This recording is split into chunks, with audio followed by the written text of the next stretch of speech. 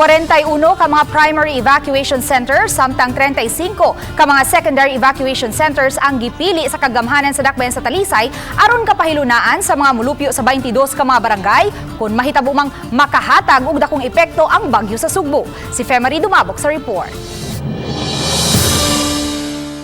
Gahapong adlaw nakigtigom si Mayor Samsam Gulyas uban sa mga kapitan gikan sa 22 ka mga barangay sa dakbayan sa Talisay. Lagip sa mitambong sa tigom ang mga opisyal sa Talisay City Police Station, Bureau of Fire and Protection, Philippine Coast Guard, City Toda, DSWD ug Talisay City Disasters Reduction and Management Office.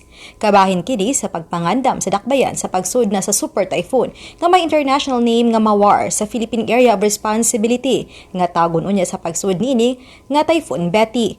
Sa tigom, ilang nahisgutan nga dili direktang apektado ang dakbayan sa bagyo kun musud na kini sa PAR.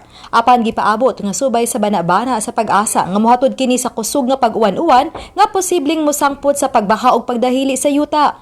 Kung gikinahanglang mopatuman ang dakbayan og forced evacuation, giandam na sa City Hall ang 41 ka mga multi-purpose gymnasium isip mga primary evacuation centers samtang mga secondary evacuation center usab ang mga public schools. Nasabutan usab atol sa tigom nga ang mga first responder mao ang mga barangay disaster team samtang ang mga sakop sa city disaster team usab ang mga second responder. Uban ni Clans Gabutin, Femari Dumabok. Balitang Bisdak.